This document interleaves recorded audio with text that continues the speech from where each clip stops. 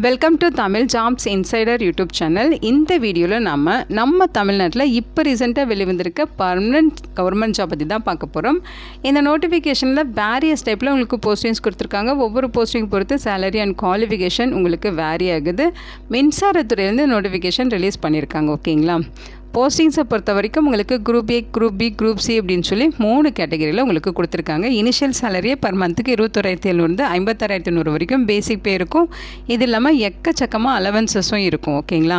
பர்மனெண்ட்டான central government job opportunity தான். Qualifications பொறுத்த வரைக்கும் 10th முடிச்சுட்டு 12th முடிச்சவங்க, எனி டிகிரி முடிச்சவங்க, டிப்ளமோ முடிச்சவங்க, பிஇ முடிச்சவங்கன்னு சொல்லி எல்லா கேட்டகரிக்கும் போஸ்டிங்ஸ் இருக்குது.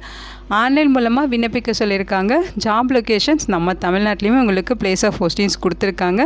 லாஸ்ட் டேட் பார்த்திங்கன்னா ஏப்ரல் 18ஆம் தேதி வரைக்கும் இந்த போஸ்ட்டுக்கு நீங்கள் விண்ணப்பிச்சுக்கலாம். இதோட அஃபிஷியல் நோட்டிஃபிகேஷன் அண்ட் எலிஜிபிலிட்டி பற்றின டீட்டெயில்ஸ் இப்போ நான் ப்ரீஃபாக எக்ஸ்பிளைன் பண்ணுறேன். வீடியோவை ஸ்கிப் பண்ணாமல் முழுமையாக பாருங்கள். அதுக்கு முன்னாடி நீங்கள் இப்போ தான் இந்த சேனலுக்குள்ளே முதல் முறையாக வரீங்க அப்படின்னா நம்ம சேனலை சப்ஸ்கிரைப் பண்ணிவிட்டு பெல் சிம்பிள் ப்ரெஸ் பண்ணி ஆல்கிற நோட்டிஃபிகேஷனில் செட் பண்ணிக்கிங்க. அப்போ தான் நாங்கள் கொடுக்குற எல்லா கவர்மெண்ட் ஜாப் ஆப்பர்ச்சுனிட்டியும் உங்கள் ஃபோனுக்கே நோட்டிஃபிகேஷனாக கிடைக்கும். இந்த ரெக்ரூட்மெண்ட் ரிலேட்டடான apply link and notification link எல்லாமே இந்த வீடியோவோட டிஸ்கிரிப்ஷன்லையும் ஃபஸ்ட்டு கமெண்ட்லையும் பின் பண்ணியிருக்கேன். செக் பண்ணி பாருங்கள். இந்த வீடியோவுக்கு ஒரு லைக் கொடுத்துருங்க. நீங்கள் கொடுக்குற லைக் தான் எங்களுக்கு அடுத்தடுத்து வீடியோ போகிறதுக்கான மிகப்பெரிய மோட்டிவேஷனாக இருக்கும். இப்போ வாங்க நம்ம வீடியோக்குள்ளே போகலாம். இதுதான் இந்த ஜாப்புக்கான அஃபிஷியல் நோட்டிஃபிகேஷன். முக்கியமாக இந்த வீடியோ ஒரு இண்டிபெண்டன்ட் ரிவ்யூ வீடியோ தான். எஜுகேஷன் பர்பஸ்க்காக தான் போஸ்ட் பண்ணுறோம். இந்த போஸ்ட்டுக்கு விண்ணப்பிக்கிறதும் விண்ணப்பிக்காததும் உங்களோட சொந்த விருப்பம் தான். ஓகேங்களா? இந்த நோட்டிஃபிகேஷன் நமக்கு எங்கேருந்து கொடுத்துருக்காங்கன்னு பார்த்தீங்கன்னா என்எஃப்சிலேருந்து கொடுத்துருக்காங்க. அதாவது நியூக்ளியர் ஃபியூயல் காம்ப்ளெக்ஸ்லேருந்து நோட்டிஃபிகேஷன் கொடுத்துருக்காங்க. இது பார்த்திங்கன்னா ministry of atomic energy department கீழே இயங்குகிற ஒரு பர்மனெண்ட்டான மத்திய அரசு நிறுவனம். இங்கேருந்து போஸ்டிங்ஸ் பார்த்திங்கன்னா பர்மனெண்ட் ஜாப் ஆப்பர்ச்சுனிட்டிஸ் தான் கொடுத்துருக்காங்க. இங்கே என்ன சொல்லியிருக்காங்கன்னு பார்த்தீங்கன்னா ஜெண்டர் பேலன்ஸ் பண்ணுறதுக்காக உமன் கேண்டிடேட்ஸ் அப்ளை பண்ணுறதை என்கரேஜ் பண்ணுறோம் அப்படின்னு சொல்லியிருக்காங்க. அதனால் ஆல் கம்யூனிட்டியை சேர்ந்த உமன் கேண்டிடேட்ஸ்க்கு ஃபீஸே கிடையாது. அவங்க ஃப்ரீயாகவே ஆன்லைனில் ஃபார்ம் மட்டும் சப்மிட் பண்ணாலே போதுமானது.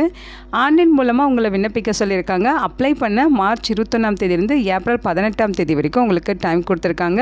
பிளேஸ் ஆஃப் போஸ்டிங்ஸை பொறுத்த வரைக்கும் நம்ம தமிழ்நாட்டில் மின்சாரம் தயாரிக்கிற இடம் இருக்குது இல்லைங்களா? ஸோ அங்கே தான் உங்களுக்கு வந்து போஸ்டிங்ஸ் இருக்கும் அப்படிங்கிற மாதிரி சொல்லியிருக்காங்க. அதாவது பழைய கயல் இந்த பிளேஸில் தூத்துக்குடியில் உங்களுக்கு போஸ்டிங்ஸ் இருக்கும் அப்படிங்கிற மாதிரி சொல்லியிருக்காங்க. போஸ்டிங்ஸை பொறுத்த வரைக்கும் உங்களுக்கு ஃபஸ்ட்டு சயின்டிஃபிக் ஆஃபீஸர் கேட்டகரியில் போஸ்டிங்ஸ் இருக்குது. இது குரூப் ஏ கேட்டகரியில் வரும்னு சொல்லியிருக்காங்க. சேலரியை பொறுத்த வரைக்கும் 56,800 பேசிக் பே. இது இல்லாமல் அலவன்சஸ்லாம் இருக்கும். அலவன்சஸ்லாம் சேர்த்து ஃபஸ்ட் மந்த் சேலரி 70,000க்கு மேலே கிடைக்கும். 18லேருந்து 35 வயது வரைக்கும் இருக்கவங்க குரூப் ஏ போஸ்ட்டுக்கு அப்ளை பண்ணிக்கலாம். அடுத்து நர்ஸு கேட்டகரியில் உங்களுக்கு போஸ்டிங்ஸ் கொடுத்துருக்காங்க. இது குரூப் பி கேட்டகரியில் வரும் அப்படிங்கிற மாதிரி சொல்லியிருக்காங்க. இந்த போஸ்ட்டுக்கு 44,900 பேசிக் பே. இது இல்லாமல் அலவன்சஸ் இருக்கும். அலவன்சஸும் சேர்த்து உங்களுக்கு 55,000க்கு மேலே சேலரி கிடைக்க நிறைய வாய்ப்புகள் இருக்குது. அடுத்து சயின்டிஃபிக் அசிஸ்டன்ட்லேயும் உங்களுக்கு ரேடியோகிராஃபர், பேத்தாலஜி டெக்னீஷியன் சொல்லி 2 டைப்பில் போஸ்டிங்ஸ் இருக்குது. இது ரெண்டுமே உங்களுக்கு குரூப் பி கேட்டகரியில் தான் வரும். சேலரியை பொறுத்த வரைக்கும் பேசிக் பே 35,400. அது இல்லாமல் அலவன்சஸ் இருக்கும். அலவன்சஸ்லாம் சேர்த்து 40,000க்கு மேலே உங்களுக்கு சேலரி கிடைக்கும். குரூப் பி போஸ்ட்டுக்கு ஏஜ் லிமிட் பார்த்திங்கன்னா 18லேருந்து 30 வயது வரைக்கும் இருக்கவங்க எலிஜிபிள் சொல்லியிருக்காங்க. அடுத்து ஃபார்மசிஸ்ட்டு அதே மாதிரி டெக்னீஷியன் இந்த 2 போஸ்ட்டுமே குரூப் சி கேட்டகரியில் வரும். ஃபார்மசிஸ்ட்டு போஸ்ட்டுக்கு பேசிக் பே 29,500 சொல்லியிருக்காங்க. அலவன்சஸ்லாம் சேர்த்து 39,000 கிட்ட உங்களுக்கு சேலரி கிடைக்கும். டெக்னீஷியன் போஸ்ட்டுக்கு பார்த்திங்கன்னா பேசிக் பே 21,700, அலவன்சஸ்லாம் சேர்த்து 31,700 வரைக்கும் இருக்கும். குரூப் சி போஸ்ட்டை பொறுத்த வரைக்கும் ஏஜ் லிமிட் 18லேருந்து 25 வயது வரைக்கும் இருக்கவங்க விண்ணப்பிச்சுக்கலாம் அப்படின்னு சொல்லியிருக்காங்க.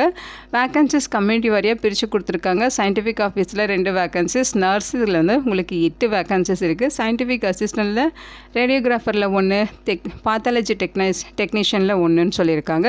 ஃபார்மசிஸ்ட்டில் 1 வேக்கன்சிஸ் இருக்குது. டெக்னீஷியனில் 1 வேக்கன்சிஸ் இருக்குது. கம்யூனிட்டி வாரியாக பிரேக்கப் நீங்கள் செக் பண்ணிக்கலாம். குவாலிஃபிகேஷன்ஸ் பொறுத்த வரைக்கும் சயின்டிஃபிக் ஆஃபீஸர் போஸ்ட்டுக்கு நீங்கள் MBBS கம்ப்ளீட் பண்ணியிருக்கணும். அதோட 1 இயர் அவங்க சொல்லியிருக்க மாதிரி எக்ஸ்பீரியன்ஸ் இருக்கணும்னு சொல்லியிருக்காங்க.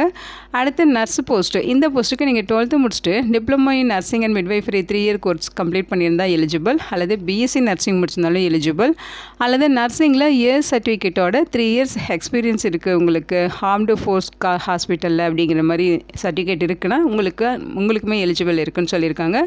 அல்லது நர்சிங் அசிஸ்டன்ட் கிளாஸ் 3 இந்த மாதிரி சர்டிஃபிகேட் நீங்கள் வச்சுருக்கீங்கனாலும் எலிஜிபிள். அதேமாதிரி சென்ட்ரல் அல்லது ஸ்டேட் நர்சிங் கவுன்சிலில் ரெஜிஸ்ட்ரேஷன் பண்ண சர்டிஃபிகேட் நீங்கள் வச்சுருக்கணும். ஓகேங்களா. அடுத்து சயின்டிஃபிக் அசிஸ்டண்ட்டில் ரேடியோகிராஃபரில் உங்களுக்கு போஸ்டிங்ஸ் இருக்குது. இந்த போஸ்ட்டுக்கு பிஎஸ்சி ரேடியோகிராஃபி ஃபஸ்ட் கிளாஸில் பாஸ் பண்ணியிருந்தா எலிஜிபிள். அல்லது பிஎஸ்சியில் ஏதாச்சும் ஒரு டிகிரி முடிச்சுட்டு 1 இயர் டிப்ளமோவில் ரேடியோகிராஃபி முடிச்சிருக்கீங்கனாலும் எலிஜிபிள். அதேமாதிரி சயின்டிஃபிக் அசிஸ்டண்ட்டில் பேத்தாலஜி டெக்னீஷியன் இந்த போஸ்ட்டுக்கு பிஎஸ்சியில் நீங்கள் ஃபஸ்ட் கிளாஸில் பாஸ் பண்ணிவிட்டு அதோட பிஜி டிப்ளமோவில் மெடிக்கல் லேப் டெக்னாலஜி முடிச்சிருக்கீங்க, டிஎம்எல்டி முடிச்சிருக்கீங்கன்னா எலிஜிபிள். அல்லது பிஎஸ்சியில் எம்எல்டி முடிச்சிருக்கீங்கனாலுமே எலிஜிபிள். ஃபஸ்ட் கிளாஸில் பாஸ் பண்ணியிருக்கணும்னு சொல்லியிருக்காங்க. அடுத்து ஃபார்மசிஸ்ட்டு இந்த போஸ்ட்டுக்கு நீங்கள் +2 முடிச்சுட்டு 2 இயர் டிப்ளமோ வந்து பார்த்திங்கன்னா ஃபார்மசி முடிச்சிருக்கணும். அதோட 3 மந்த் ட்ரைனிங் முடிச்சிருக்கணும்னு சொல்லியிருக்காங்க. உங்கள்கிட்ட வேலிடான ரெஜிஸ்ட்ரேஷன் சர்டிஃபிகேட்டும் இருக்கணும். ஓகேங்களா. அடுத்து டெக்னீஷியன் இந்த போஸ்ட்டுக்கு 12th வந்து சயின்ஸ் குரூப் எடுத்து பாஸ் பண்ணிக்கணும், 60% மார்க் வச்சுருக்கணும். அதோட 1 இயர் அவங்க சொல்லியிருக்க மாதிரி மெடிக்கல் ரேடியோகிராஃபி வந்து கோர்ஸ் கம்ப்ளீட் பண்ணியிருக்கணும்னு சொல்லியிருக்காங்க. அல்லது எக்ஸ்ரே டெக்னிக் ட்ரேட் சர்டிஃபிகேட் வச்சுருக்கணுங்கிற மாதிரி சொல்லியிருக்காங்க. ஓகேங்களா. மெத்தட் ஆஃப் செலெக்ஷனை பொறுத்த வரைக்கும் உங்களுக்கு ஸ்க்ரீனிங் டெஸ்ட் இருக்கும். அதுக்கப்புறம் ஸ்டேஜ் 1 ஸ்டேஜ் 2 ஸ்டேஜ் 3 அப்படின்னு சொல்லி இங்கே கொடுத்துருக்க மாதிரி preliminary test, advanced test, skill test இது எல்லாமே பேஸ் பண்ணி தான் உங்களை வந்து ரெக்ரூட் பண்ணுவாங்க. ஸோ ஸ்டேஜ் 1ல் ப்ரிலிமினரி டெஸ்ட் இருக்கும். அது பார்த்திங்கன்னா OMR பேஸ்டு டெஸ்ட்டாக இருக்கும் அப்படிங்கிற மாதிரி சொல்லியிருக்காங்க. 50 மல்டிபிள் சாய்ஸ் கொஸ்டின்ஸ் இருக்கும். அதில் பார்த்திங்கன்னா மேத்தமெட்டிக்ஸில் 20 கொஸ்டின், சயின்ஸில் 20 கொஸ்டின், ஜென்ரல் அவேர்னஸில் 10 கொஸ்டின்ஸ் இருக்கும். ஓகேங்களா. நெகட்டிவ் மார்க் இருக்குது அப்படின்னு சொல்லியிருக்காங்க, செக் பண்ணிக்கிங்க.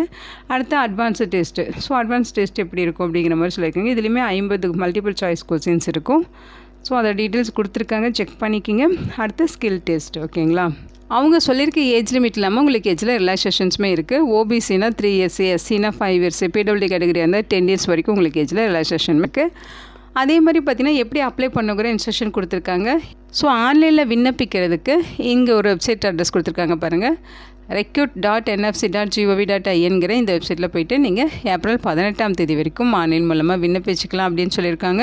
நீங்கள் ஆன்லைனில் அப்ளை பண்ணுறப்ப என்னென்ன டாக்குமெண்ட்ஸ் அப்லோட் பண்ணுங்கிற லிஸ்ட் அவுட் இருக்குது. 10th mark sheet, 12th mark sheet, qualifying certificate, respective போஸ்ட்டுக்கான குவாலிஃபிகேஷனுக்கான certificate, registration certificate, community certificate, disability certificate, ஏடபிள்யூஸாக இருந்தால் அதுக்கான certificate, experience certificate, application fees payment receipt, photograph, signature இது எல்லாமே நீங்கள் ஸ்கேன் பண்ணி ரெடியாக வச்சுட்டு ஆன்லைனில் விண்ணப்பிங்க.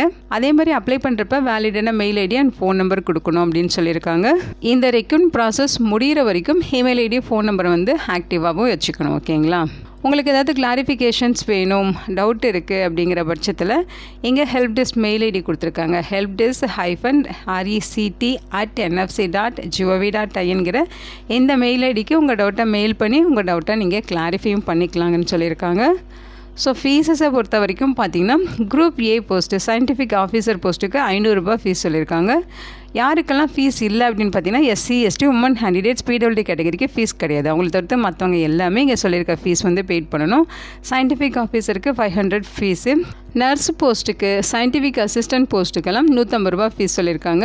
ஃபார்மசிஸ்ட்டு, டெக்னீஷியன் போஸ்ட்டுக்கு 100 ரூபா ஃபீஸ் சொல்லியிருக்காங்க. இந்த ஃபீஸையும் நீங்கள் ஆன்லைனில் அப்ளை பண்ணுறப்ப ஆன்லைன் மூலியே ஃபீஸை பெய்ட் பண்ணிக்கலாம்னு சொல்லியிருக்காங்க. எக்ஸாமினேஷன் சென்டர் பார்த்திங்கன்னா நம்ம தமிழ்நாட்டில் பழைய கையல் அப்படிங்கிற பிளேஸில் நீங்கள் இதோட எக்ஸாம்ஸ் வந்து அட்டன் பண்ணிக்கலாம். அதாவது மின்சாரம் உற்பத்தி பண்ணுற பிளேஸ் இருக்குது இல்லைங்களா, அங்கே தான் உங்களுக்கு செலெக்ஷன் அதாவது எக்ஸாமே நடக்கும் அப்படிங்கிற மாதிரி சொல்லியிருக்காங்க. ஸோ ஸ்க்ரீனிங் டெஸ்ட்டு பற்றின டீட்டெயில்ஸ் எல்லாமே இங்கே கொடுத்துருக்காங்க. அதே மாதிரி இன்டர்வியூக்கு போகிறப்ப என்னென்ன டாக்குமெண்ட்ஸ் எடுத்துகிட்டு போகணுங்கிற லிஸ்ட் அவுட்டுமே இங்கே கொடுத்துருக்காங்க. எல்லாமே டீட்டெயில்டாக செக் பண்ணிக்கிங்க. இங்கே பார்த்தீங்கன்னா ஜென்ரல் கண்டிஷன்ஸ் கொடுத்துருக்காங்க. இது ஒரு பர்மனெண்ட்டான central government job opportunity. So all Indian citizens இந்த போஸ்ட்டுக்கு எலிஜிபிள். தாராளமாக நீங்கள் விண்ணப்பிச்சுக்கலாம்.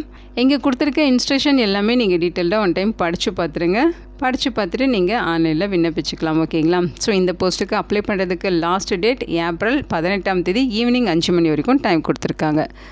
இது ஒரு பர்மனெண்ட்டான சென்ட்ரல் கவர்மெண்ட் ஜாப் ஆப்பர்ச்சுனிட்டி தான். இந்த வீடியோ உங்களுக்கு யூஸ்ஃபுல்லாக இருக்கும்னு நினைக்கிறேன். உங்கள் ஃப்ரெண்ட்ஸ் அண்ட் ரிலேட்டிவ் அப்படின்னு சொல்லி நிறைய பேருக்கு இந்த வீடியோவை ஷேர் பண்ணுங்கள். இந்த போஸ்ட்டுக்கு விண்ணப்பிக்க இன்ட்ரெஸ்ட் இருக்கவங்க விண்ணப்பிச்சுக்கோங்க. Thank you so much and bye.